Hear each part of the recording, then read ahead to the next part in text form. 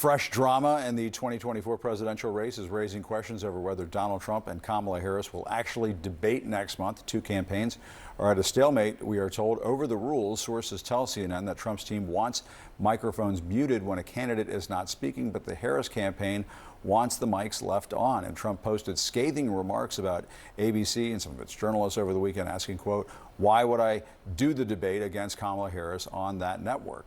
End quote. Let's bring in CNN's Priscilla Alvarez. Priscilla, tell us more about this dispute. What's going on here? Well, the debate about the debates continues. In this case, the dispute is about microphones. So we have to rewind a little bit, because when these debates were agreed upon, it was with then candidate President Joe Biden. And at the time, one of the red lines for the Biden campaign was that they wanted the mics turned off when the other candidate was speaking.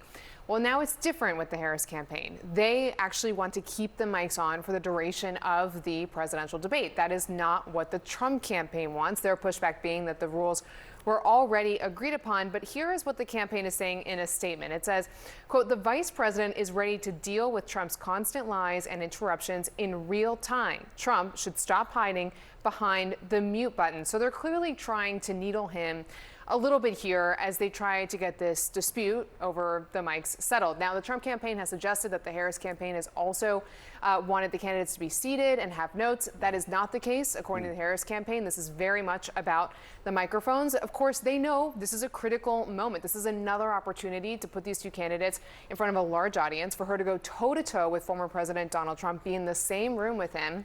And it's something that she has spent the last several weeks preparing for. I am told that the next 2 weeks are going to be a lot of doubling down on those preparations for her. We know that she has taken the time out of her day where she can to read up on Trump's statements, on what he has said before about multiple policies. So there is clearly a lot happening here when it comes to the debate, because they are so well aware of how important a moment this is on a truncated timeline, when they don't always have visibility, or when Americans are not always tuning in to every development of the election. Yeah, and this compressed election schedule, I mean, she obviously has to prepare for the debate even before the DNC, as she's preparing for the DNC.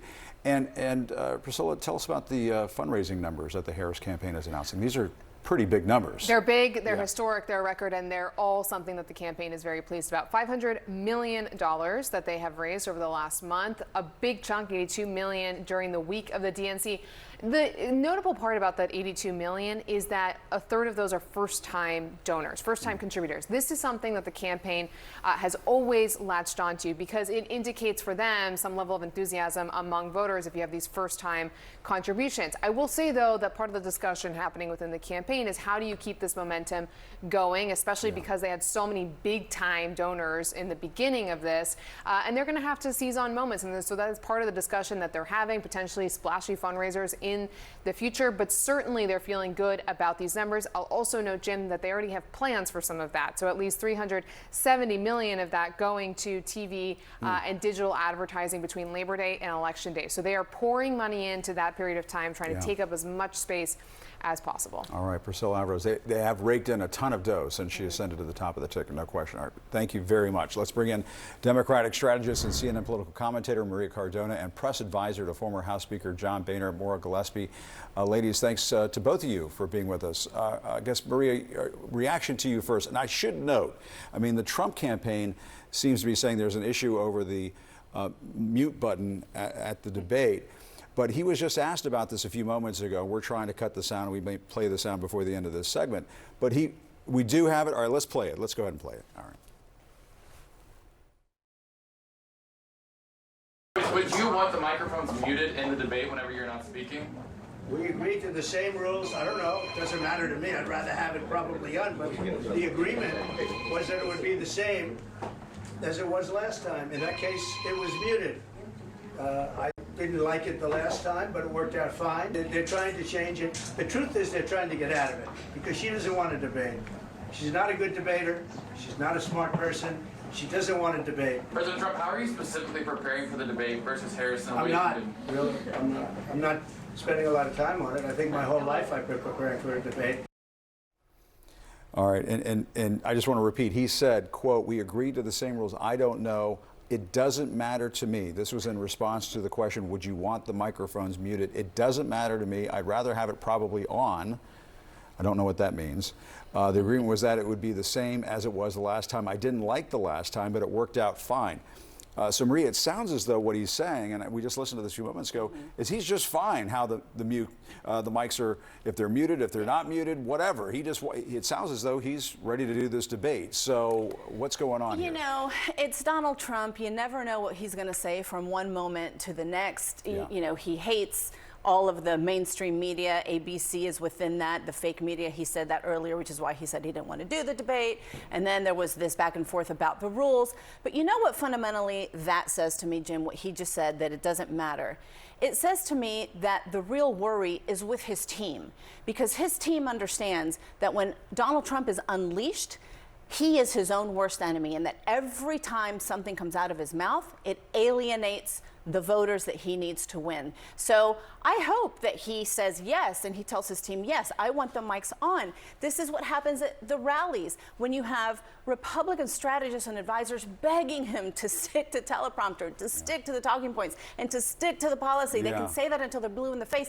He doesn't do that because he doesn't want to do that. He thinks that what worked for him in 2016 is going to work with him again, and he's super wrong about that. Yeah, Maura, it sounds like it's the Trump campaign that wants the mute button on Donald Trump.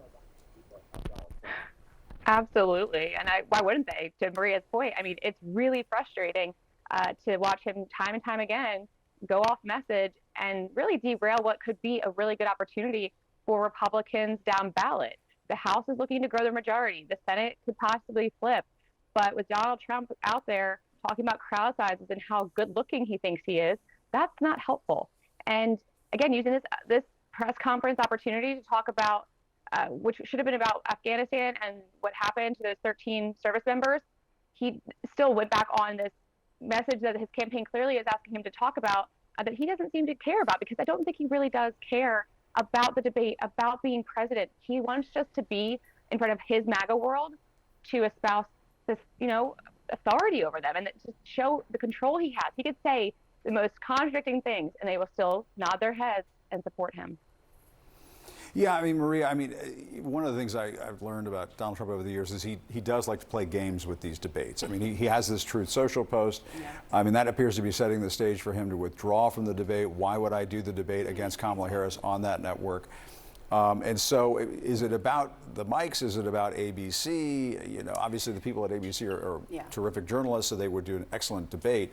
So what is this? Here's the problem. Yeah. He didn't do the debates with the Republican candidates during the primary process. Right. Let's not forget that. It's never about anything other than what Donald Trump wants at that moment, at that very moment. Yeah. And that is the problem, because Donald Trump and Donald Trump's campaign is about Donald Trump. And you saw this massive contrast during the Democratic convention. Everything that came out of every speaker, especially Vice President Kamala Harris the last night, was about public service, was about, here's what I'm going to do for you. I wake up every morning, this is about you and your families. Donald Trump is all about what Donald Trump wants at that moment. And what he wants, Maura is right.